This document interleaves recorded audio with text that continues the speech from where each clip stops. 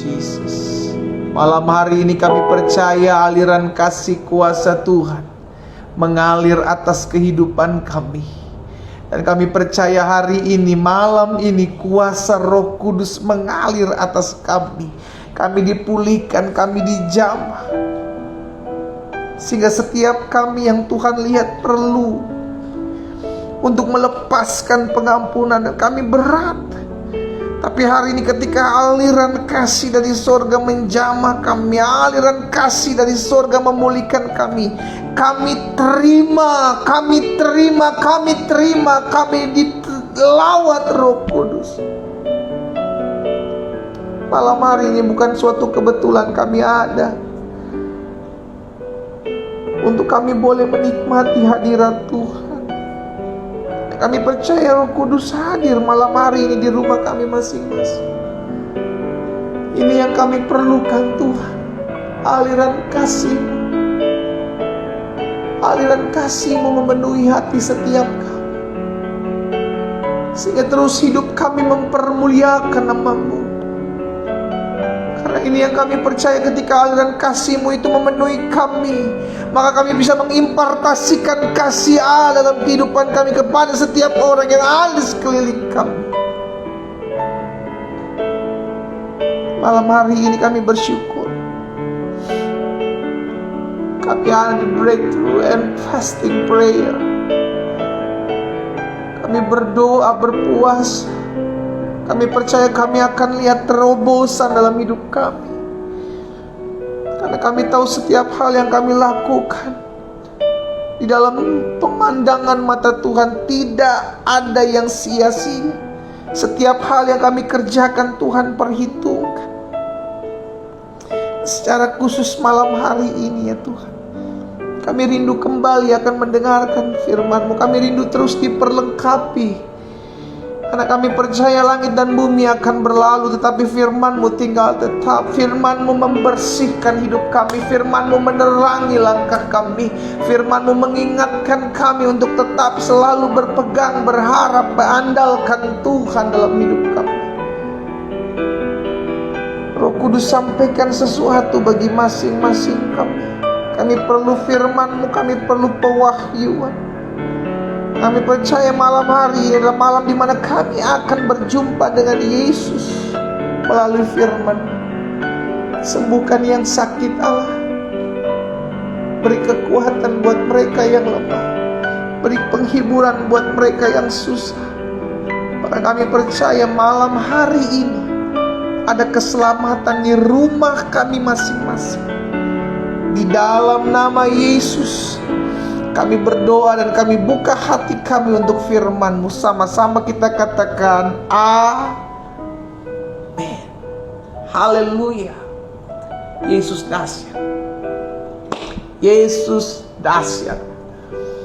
Kita bersyukur karena malam hari ini kita boleh kembali bertemu, sekalipun tidak ada di satu tempat yang sama, tidak juga dalam satu waktu yang sama. Ada teman-teman dari waktu Indonesia bagian timur, ada teman-teman dari waktu Indonesia bagian tengah, saya sendiri ada di waktu Indonesia bagian barat. Tapi kita rindu bersatu hati. Kita rindu memuji, meninggikan nama Tuhan di rumah kita masing-masing. Yehova Shammah, Allah sendiri yang akan bertahta. Di atas puji-pujian umatnya, Dia sendiri yang akan melawat kita sebab Dia hadir di rumah kita masing-masing. Mari kita ambil Alkitab kita, saudara dikasih dalam Tuhan, umat Tuhan dimanapun Bapak Ibu Saudara berada. Kita ambil firman Tuhan. Kita akan sama-sama kembali merenungkan firman Tuhan. Kita akan sama-sama belajar kebenaran firman Tuhan. Sebelum nanti kita akan berdoa bersama-sama, pastikan kita sudah siapkan pokok-pokok doa kita yang secara khusus setiap hari Jumat saya akan pimpin untuk mengangkat selembar kertas yang kita sudah tuliskan pokok-pokok doa yang ada, yang kita rindukan. Tuhan, ini kami bawa di altar kudus Tuhan. Dan kita percaya janji firman Tuhan tergenapi. Apapun juga yang kamu doakan dan kamu minta, percayalah, hal itu akan diberikan kepadamu. Kita percaya hal itu sudah kita terima, maka hal itu akan Tuhan nyatakan atas hidup kita. Nah, hari ini saudara dikasih dalam Tuhan, ada satu hal yang saya mau sampaikan buat setiap kita umat Tuhan, bahwa kita punya Tuhan yang membela. Sama-sama bilang sama saya punya Tuhan yang menjadi pembela dalam hidup saya. Ayo kita sama-sama perkatakan, ya kan? Sehingga akhirnya kita menyadari, saya nggak perlu berjuang, saya nggak perlu melakukan pembelaan diri, karena saya tahu saya dibela Allah saya.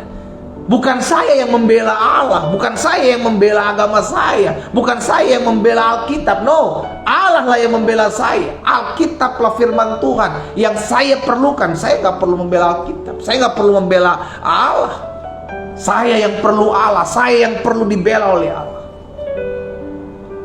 Betul, kita memperjuangkan iman kita, bukan kita membela Allah. Sama-sama taruh tangan kanan kita di dada. Sama-sama bilang sama saya ya, sayalah yang perlu Allah, sayalah yang perlu dibela oleh Allah. Amin.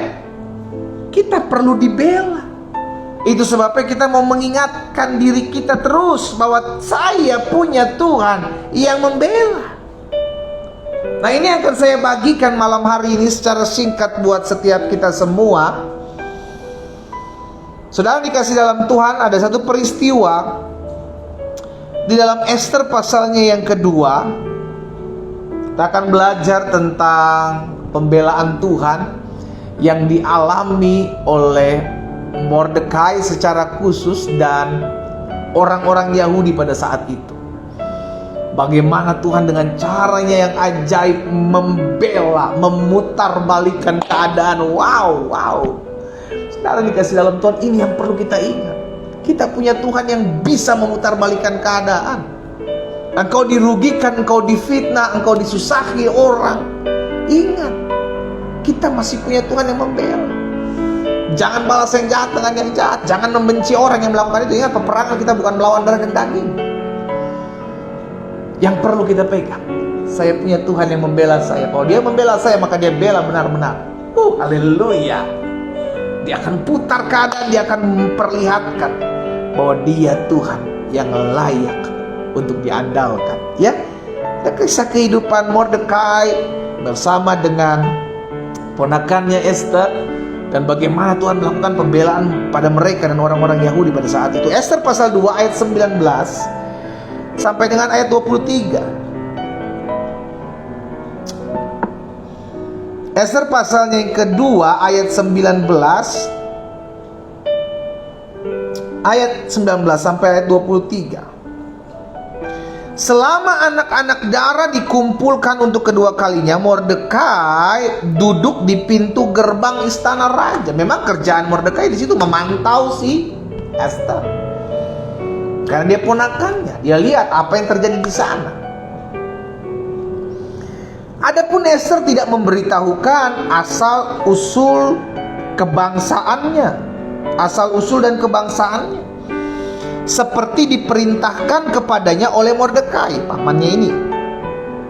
Sebab Ester tetap berbuat menurut perkataan Mordekai, seperti pada waktu ia masih dalam asuhannya. Pada waktu itu, pada saat Mordekai sedang duduk-duduk, ya kan, di pintu gerbang istana raja, tiba-tiba ada dua orang yang bernama Bigtan dan Teres di ayat 21. Siapa dua orang ini? Dua orang ini adalah sila-sila raja yang termasuk golongan penjaga pintu. Mereka berdua, baik Bigtan dan Teres, ini berikhtiar untuk membunuh Raja Ahasiweros, raja pada saat itu. Mereka ngomong di belakang raja akan mengadakan persepakatan, mengadakan pemberontakan untuk membunuh raja ini. Ayat 22, dahsyat saudara. Ayat 22. Tetapi perkara itu dapat diketahui oleh Mordekai tanpa disengaja. Mordekai dengar. Ini yang saya bilang, Tuhan tuh hebat dalam mereka-rekakan keadaan yang akhirnya mengangkat hidup seseorang. Dalam hidup ini gak usah cari-cari pamor, saudara. Gak usah jilat sana, jilat sini untuk diangkat hidupmu. No, Tuhan yang angkat hidupmu. Tuhan yang akan atur strategi dengan cara-cara Dia yang ajaib untuk mempromosikan anak-anak Tuhan. Ini yang terjadi dalam hidup Mordekai. Tuhan itu sutradara ulung. Gak usah ajar Tuhan bagaimana Dia harus bertindak. Kitalah yang harus hidup mau diatur oleh Tuhan. Jangan kita yang atur Tuhan. Karena kalau Tuhan yang atur kita baik-baik, dengar baik saudaraku, maka Dia akan atur dahsyat dalam hidup kita. Diberitahukan suatu kebetulan Mordekai sedang ada duduk di depan pintu istana raja. Dan Mordekai mendengar bagaimana Bigtan dan Teres merancangkan hal-hal yang jahat untuk membunuh Ahasiweros. Ayat 22, tetapi perkara itu dapat diketahui oleh Mordekai. Lalu diberitahukanlah perkara ini kepada Ester sang ratu, dan Ester mempersembahkannya kepada raja, memberitahukan kepada raja atas nama Mordekai. Ayat selanjutnya, ayat 23. Perkara itu diperiksa oleh raja dan ternyata benar. Maka kedua orang itu, Bigtan dan Teres, disulakan, digantung pada tiang, dan peristiwa itu dituliskan dalam kitab sejarah di hadapan raja. Jadi tercatat bagaimana Mordekai menyelamatkan raja. Itu tercatat di mana? Di kitab sejarah yang memang ditulis. Mordekai tidak dapat apa-apa pada saat itu. Mordekai tidak dapat apa-apa. Tapi tahukah saudara, itu adalah cara Tuhan untuk menyelamatkan baik Mordekai, Ester dan orang-orang Yahudi nanti di hari kemudian. Itu adalah cara Tuhan. Ini yang selalu saya bilang, kalau hari ini engkau lakukan sesuatu tapi tidak dianggap orang, it's okay. Engkau sudah tolong orang, kau sudah bantu orang, kau sudah selamatkan orang, kau sudah topang orang, kau bisa lakukan segala, dan orang itu tidak nganggap dan tidak berbuat apa, boro-boro buat apa, ucapkan terima kasih aja enggak. Jangan stres. Karena kita lakukan sesuatu, makanya Alkitab katakan apapun juga yang kamu kerjakan, kerjakan seperti untuk Tuhan dan bukan untuk manusia. Kenapa? Karena dari Tuhanlah kita terima upah. Sama-sama bilang sama saya, dari Tuhan saya terima upah.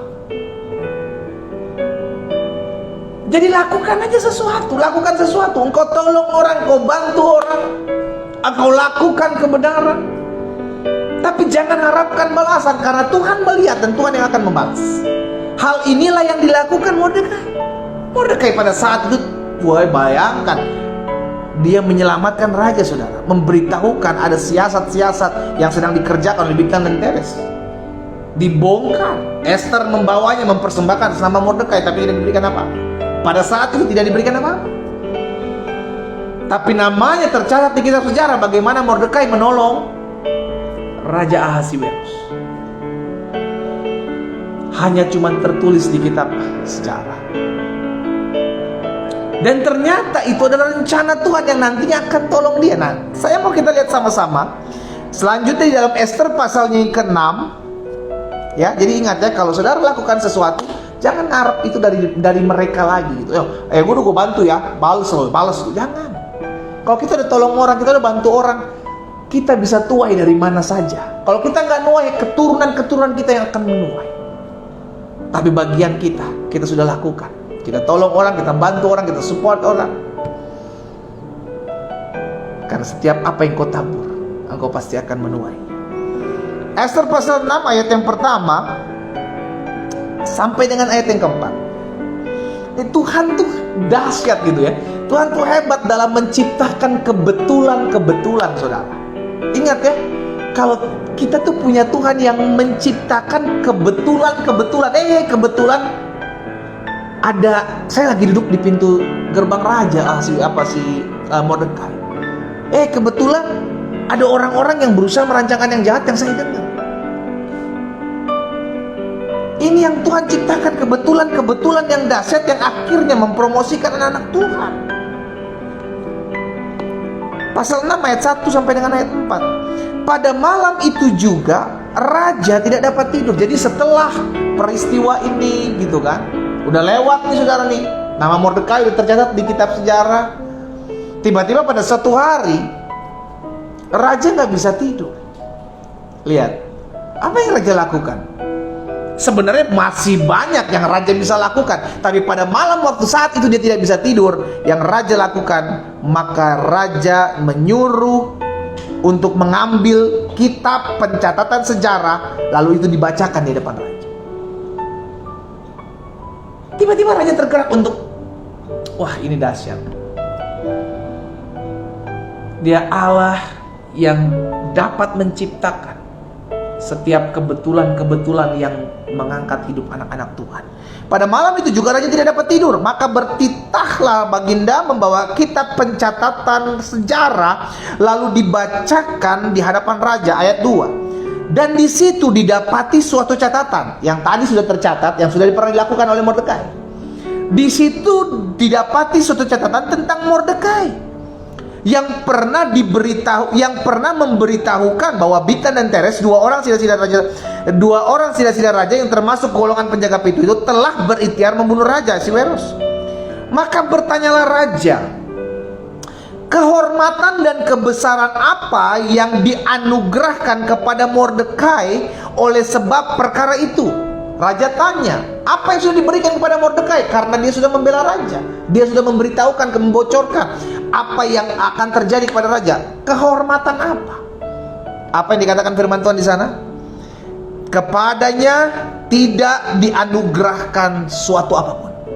Gak dapat apa-apa, bos. Gak dapat apa-apa. Tapi Mordekai gak komplain. Mordekai gak ngeluh. Mordekai gak bersungut-sungut. Mordekai gak dapat apa-apa. Ayat selanjutnya, saudara. Maka bertanyalah raja. Jadi tiba-tiba setelah raja membaca kitab sejarah ini, ada satu pribadi yang bernama Haman yang sakit hati sekali sama Mordekai. Dia sakit hati sekali, sampai akhirnya berikhtiar merencanakan untuk membunuh Mordekai. Bukan hanya Mordekai, tapi seluruh orang Yahudi pada saat itu, hendak membinasakan. Tiba-tiba Haman masuk pada saat Raja Ahasuerus rindu memberikan sesuatu kepada Mordekai. Pada waktu itu Haman baru datang di pelataran luar istana raja untuk memberitahukan kepada baginda bahwa ia hendak menyulap. Lihat saudara ya, itu kejadiannya itu tepat. Wow, tepat banget. Jadi Haman yang berusaha membunuh Mordekai dan seluruh orang Yahudi, itu malam itu pada saat raja sedang membacakan kitab sejarah bagaimana Mordekai menolong raja, pada saat itu Haman mau memberitahukan apa? Bahwa dia akan membunuh Mordekai. Dia kasih tahu raja. Lihat Alkitab bilang, pada waktu itu Haman baru datang di pelataran luar istana raja untuk memberitahukan kepada baginda bahwa ia hendak menyulakan, menggantung Mordekai pada tiang yang sudah didirikan untuk dia. Waktunya tuh tepat banget. Kalau saudara baca selanjutnya, ini seru saudara. Bagaimana Tuhan tuh sebagai sutradara ulung dalam kehidupan kita mereka-rekakan hal yang wow, dahsyat.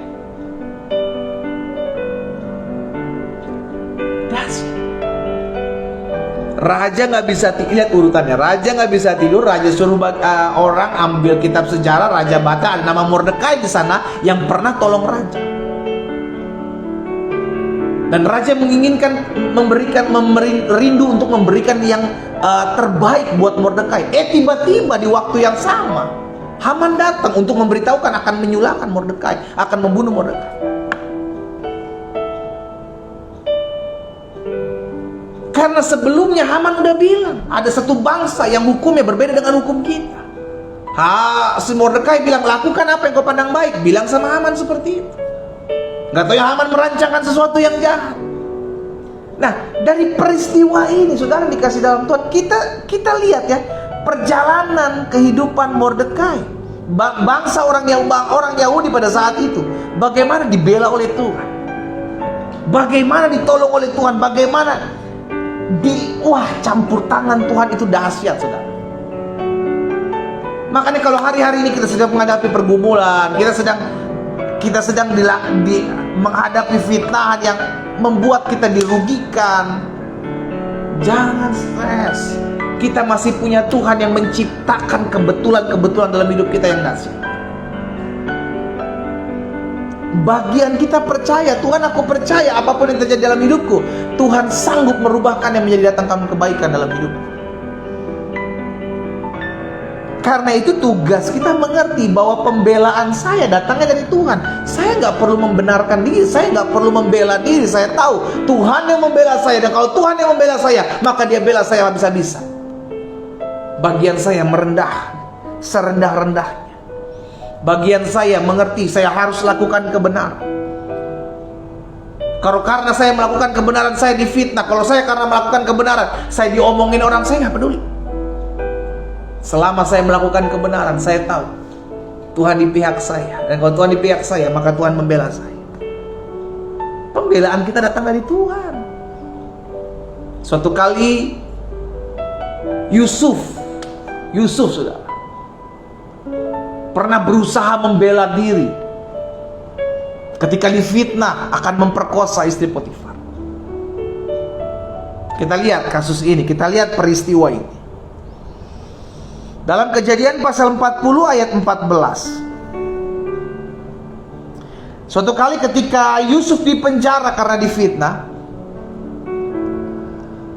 maka Yusuf ketemu dengan juru minum dan juru roti di penjara yang sama.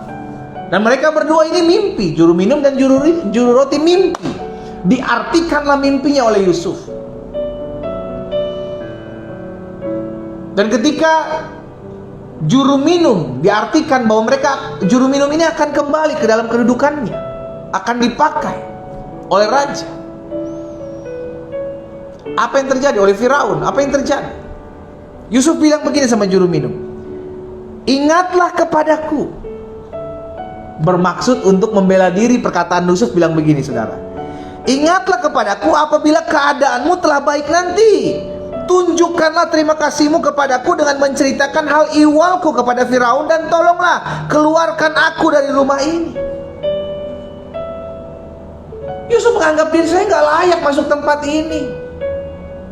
Saya nggak bersalah kok. Saya nggak melakukan sesuatu yang sampai saya harus dimasukkan ke dalam penjara ini. Dan dia minta tolong sama siapa? Juru minum. Karena juru minum dibacakan mimpinya oleh Yusuf bahwa dia akan kembali kepada kedudukannya. Juru roti akan mati dengan itu. Dia beri pesan kepada juru minum, ingat ya bos, kalau lu nanti udah sampai ketemu kembali kepada Firaun, bilang sama Firaun, ada gua di sini nih, gua nggak salah apa-apa. Pembelaan dirinya tidak membuahkan hasil. Karena itu Alkitab katakan di dalam ayat yang ke-23 dari pasal yang ke-40, kita baca paling terakhir, paling bawah dari pasal 40. Tetapi Yusuf tidak diingat oleh kepala juru minuman itu, melainkan dilupakan. Gak diingat. Kenapa? Karena Yusuf mengandalkan manusia. Yusuf mengandalkan juru minum. Gak diingat. Tapi apa yang terjadi ketika masuk dalam pasal 41? Alkitab mencatat 2 tahun kemudian. Berarti jaraknya 2 tahun, nggak langsung keluar. Ini yang saya bilang, proses harus ada. Kalau Tuhan sedang memproses Yusuf harus masuk dalam penjara, itu yang menjadi proses hidupnya. Demikian pula kehidupan kita. Kalau memang kita harus dibentuk, kita harus dididik, kita harus diajar, kita harus mengalami pendidikan ilahi, itu tidak akan pernah lari dari hidup kita. Kita harus jalani. Kita harus terima proses ini. Nanti ada waktunya di mana Tuhan akan membebaskanmu. 2 tahun kemudian barulah Firaun bermimpi. Pada saat Firaun bermimpi, disuruh artikan kepada semua orang, barulah si juru minum ini ingat. Oh iya, di penjara ada satu orang Ibrani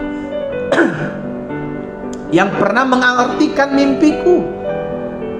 Dia bisa mengartikan mimpi Firaun juga. Dipanggillah Yusuf.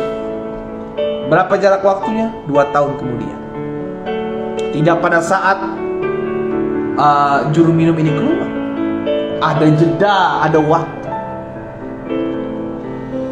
Coba lihat selanjutnya, Lukas pasal 21 ayat 14 dan 15. Ini perkataan Tuhan Yesus.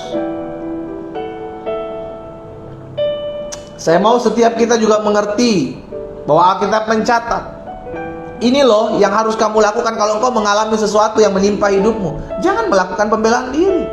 Pembelaan kita datangnya dari Tuhan kok.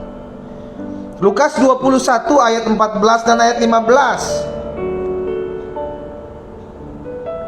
Sebab itu, Tuhan Yesus bilang begini ya, sebab itu tetapkanlah di dalam hatimu supaya kamu jangan memikirkan lebih dahulu pembelaanmu.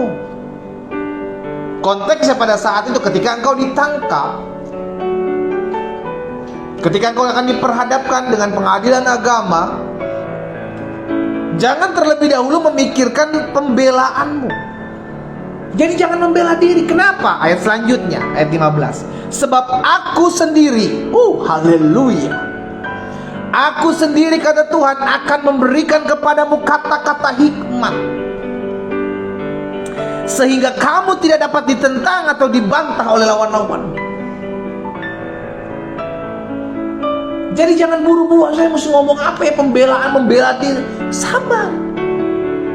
Karena nanti kalau Tuhan yang bela itu, wow, itu dahsyat, saudara. Kalau Tuhan yang udah bela kita, maka Tuhan akan bukakan segala sesuatu. Sama-sama taruh tangan kanan kita di dada. Sama-sama bilang sama saya, pembelaan saya bukan datang dari manusia.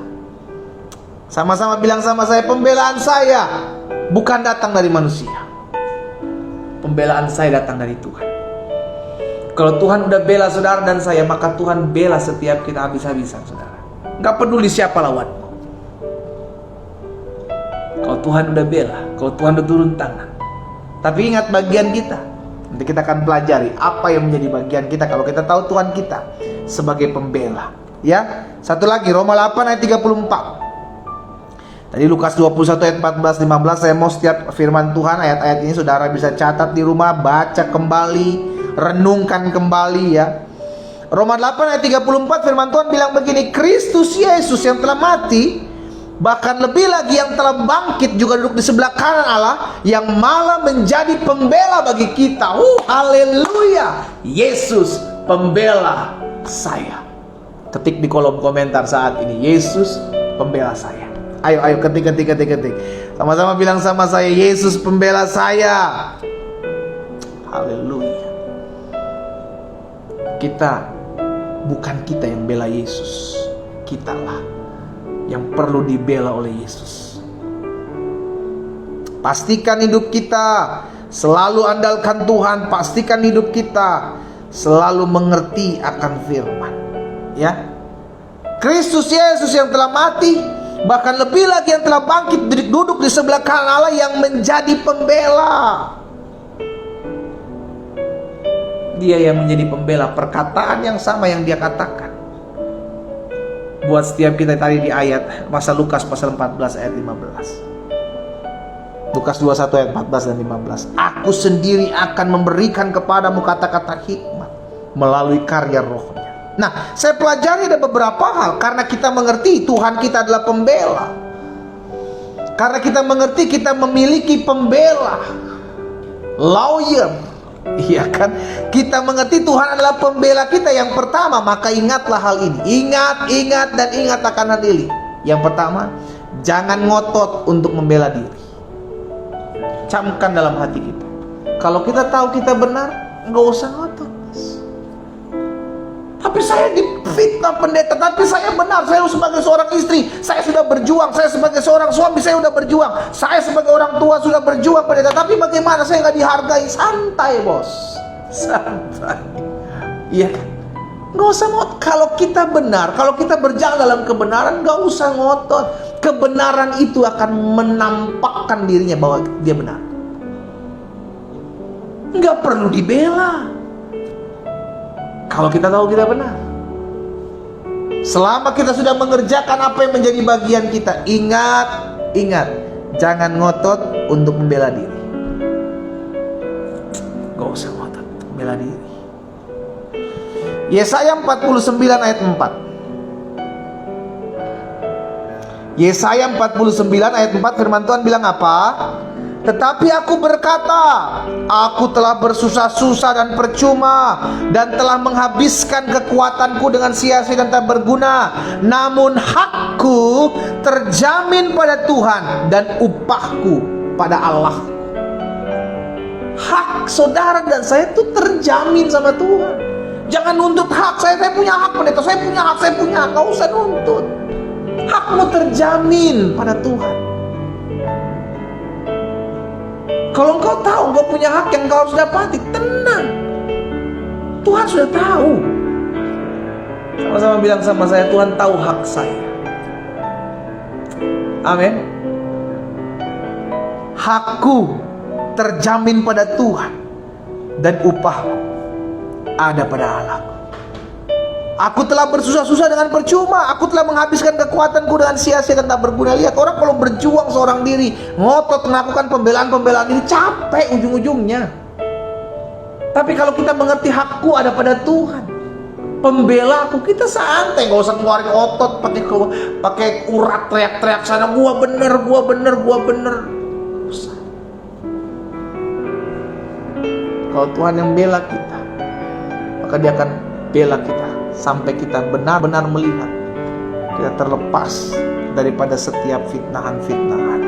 Mazmur 37 ayat 6. Mazmur 37 ayat 6 bilang apa? Ia akan memunculkan kebenaran-Mu seperti terang dan hak-Mu seperti kebenaran-Mu dan hak-Mu akan terlihat seperti terang, seperti siang hari. Saya pernah mengalami hal ini, saudara. Bahkan saya sendiri gak tahu bahwa orang itu sedang berpikir sesuatu yang salah, berpikir sesuatu yang keliru terhadap diri saya. Saya gak tahu. Tapi itu yang saya bilang, Tuhan singkapkan. Kalau Tuhan sudah singkapkan, kau akan terkagum-kagum dengan cara Tuhan. Kalau Tuhan sudah singkapkan, kau akan terkagum-kagum dengan cara Tuhan. Ia akan memunculkan kebenaran-Mu seperti terang dan hak-Mu seperti siang. Yang kedua, karena kita mengerti Tuhan adalah pembela kita, maka yang pertama, jangan ngotot untuk bela diri, santai. Karena kebenaran tidak perlu dibela. Engkau sudah melakukan kebenaran, jalani.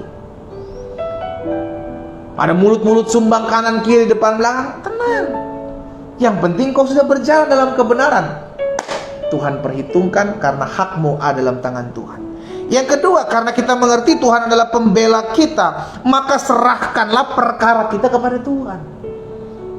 Daud mengerti betul akan hal ini. Itu sebabnya ketika Daud diperhadapkan dengan kesempatan untuk bisa membunuh Saul, Daud tidak gunakan. Kenapa? Karena Daud tahu, aku sudah serahkan perkaraku di hadapan Tuhan. Maka Daud bilang sama Saul, biarlah kiranya Tuhan yang adil menjadi hakim antara engkau dan aku. Dahsyat, saudara.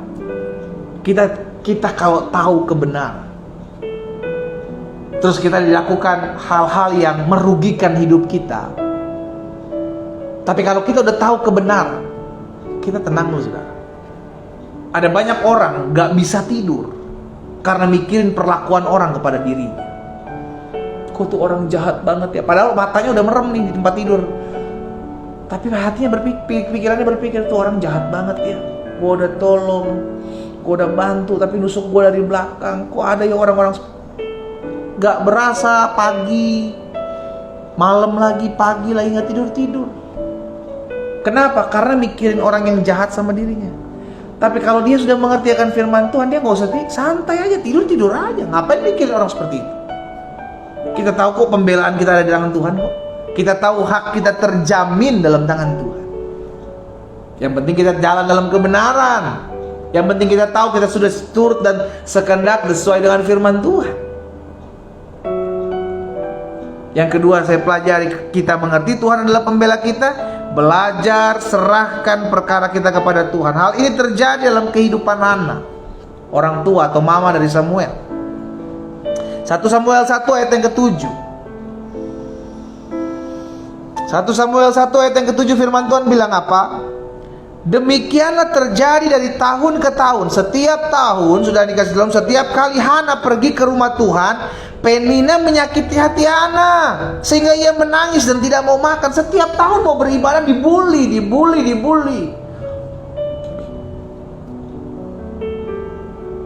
Tapi Hana menyerahkan perkaranya kepada Tuhan. Karena Hana tahu, saya gak bisa apa-apa. Siapa saya? Dia serahkan perkara ini kepada Tuhan. Dia menangis kepada Tuhan. Ayat 10 bilang, dan dengan pedih hati ia berdoa kepada Tuhan sambil menangis terseduh-seduh. Sekalipun hatinya luka, tapi dia tidak mau membalas. Dia serahkan perkara itu kepada Tuhan. Kalau engkau dikecewakan, engkau dirugikan, jangan balas, serahkan sama Tuhan. Ayo ketik di kolom komentar, saya nggak boleh balas, saya harus serahkan kepada Tuhan. Ketik di kolom komentar, sama-sama bilang sama saya harus serahkan kepada Tuhan, saya nggak boleh balas, karena pembalasan milik Tuhan. Engkau bisa balas, engkau bisa, tapi nggak usah. Kenapa? Karena pembalasan itu datangnya dari Tuhan. Buat apa engkau ngotor-ngotorin tangan untuk melakukan pembalasan? Apa bedanya engkau dengan mereka? Tapi karena kita mengerti Tuhan kita yang membalas segala sesuatu, belajar untuk serahkan perkara ini kepada Tuhan, ya. Makanya Petrus bilang dalam 1 Petrus 5 ayat yang ke-7, serahkanlah segala kekhawatiranmu kepada Tuhan, sebab Tuhan yang pelihara saudara dan saya. Belajar untuk menyerahkan setiap pergumulan kita. Belajar untuk menyerahkan setiap orang-orang yang berusaha menghancurkan hidup kita. Bawa semuanya kepada Tuhan. Bukan kita nggak bisa balas, karena kita nggak mau balas.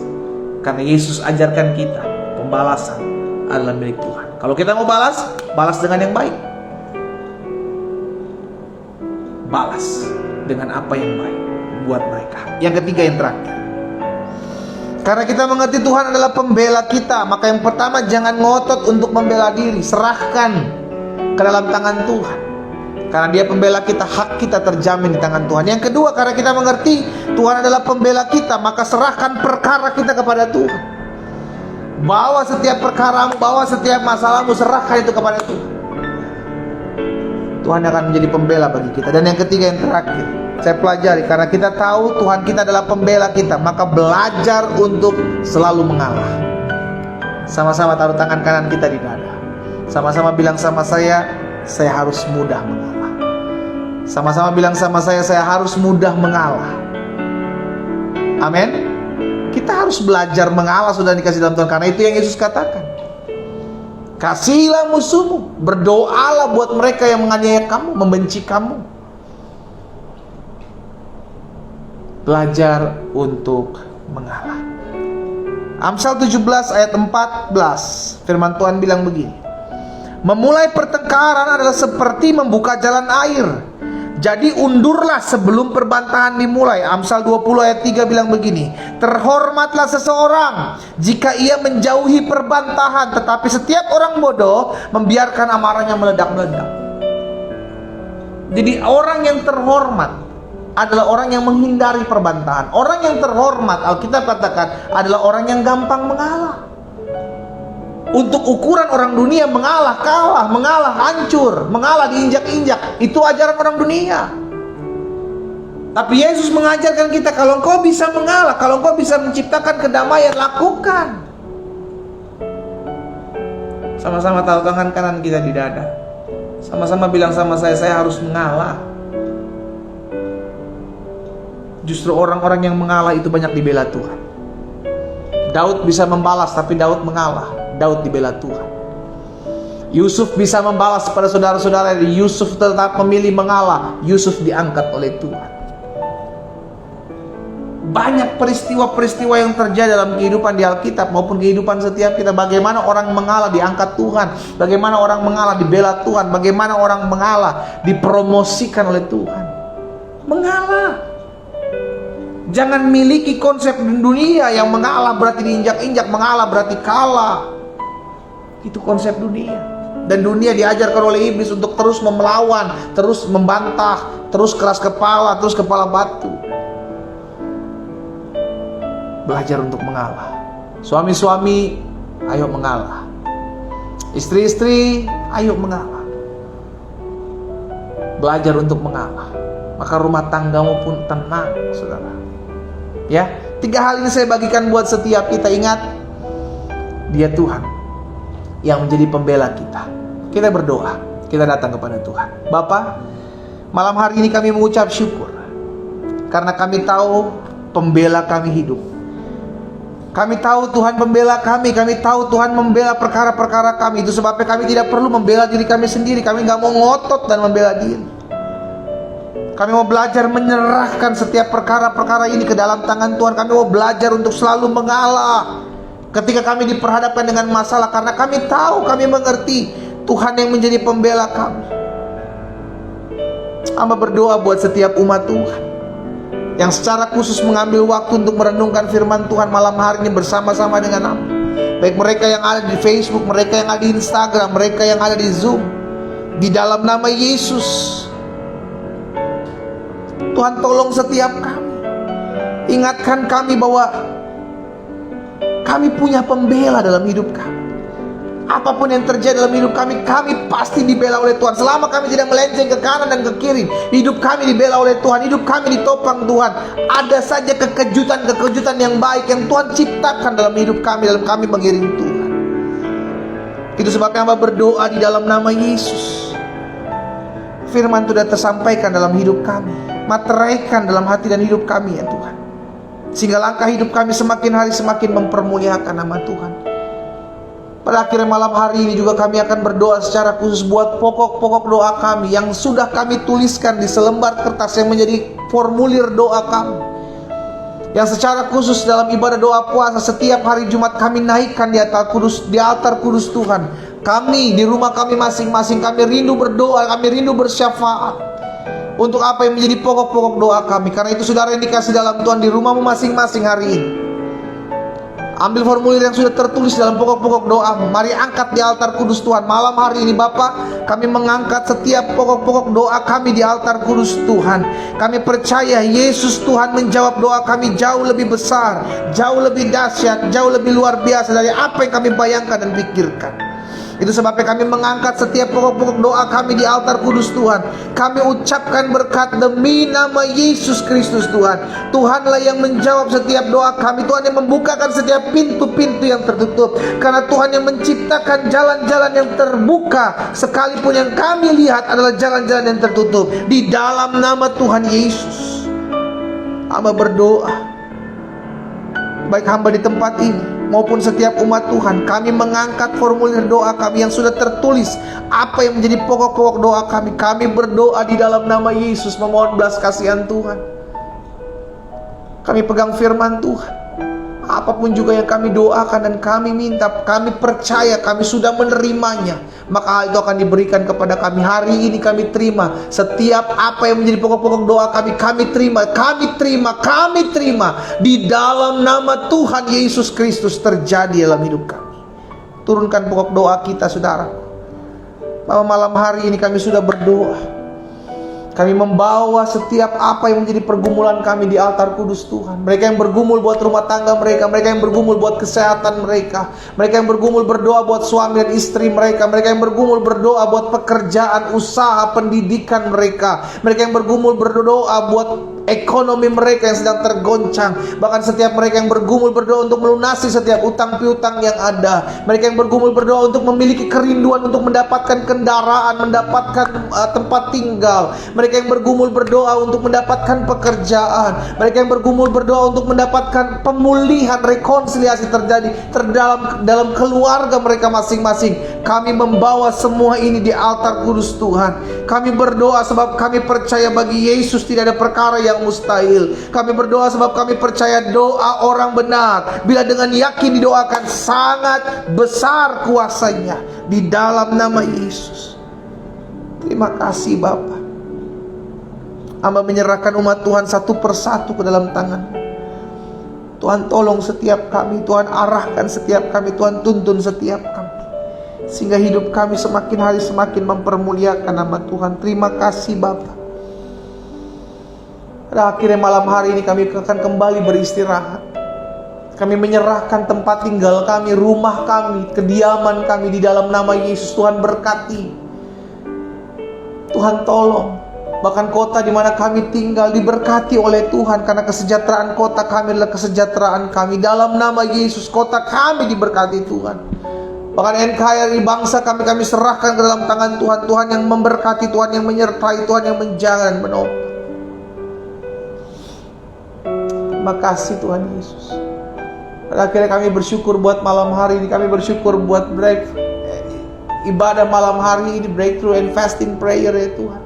Kami percaya dalam kehidupan kami akan lihat terobosan-terobosan yang dahsyat. Terlebih dalam hal kerohanian kami, dalam kami mengiring Tuhan, biarlah ada terobosan-terobosan iman dalam kehidupan kami dalam nama Yesus. Ini doa kami Allah. Kami bersyukur buat malam hari ini. Pada akhirnya umat yang dikasih dalam Tuhan, dimanapun kau berada malam hari ini, ingatlah pembelaan kita datangnya daripada Tuhan. Angkat kedua tangan dan terimalah berkat Tuhan. Tuhan memberkati engkau dan melindungi engkau. Tuhan menyinari engkau dengan wajah serta memberikan engkau kasih karunia. Tuhan menghadapkan wajahnya kepadamu serta memberikan engkau damai sejahtera. Malam hari ini kami terima setiap doa-doa kami. Kami sudah melihat kuasa Tuhan dinyatakan atas hidup kami. Di dalam nama Tuhan Yesus kami berdoa dan kami bersyukur. Sama-sama kita katakan amin. Haleluya. Dan dikasih dalam Tuhan, pegang firman Tuhan yang sudah kita dengar. Dia pembela kita. Stop bela diri. Stop melakukan pembelaan diri. Ingatlah dia yang membela kita. Kita kembali ketemu hari Senin, saudara yang dikasih dalam Tuhan. Dan secara khusus hari Minggu rekan saya akan menyampaikan kebenaran firman Tuhan. Dan pastikan setiap kita terus tertanam dalam firman Tuhan, agar hidup kita tetap terus melakukan kebenaran firman Tuhan. Dan setiap hari kita dibersihkan, setiap hari kita dibaharui, setiap hari kita semakin bertumbuh dalam pengenalan akan Tuhan. Doa saya menyertai saudara. Selamat malam, selamat beristirahat. Tuhan Yesus memberkati kita. Shalom, shalom.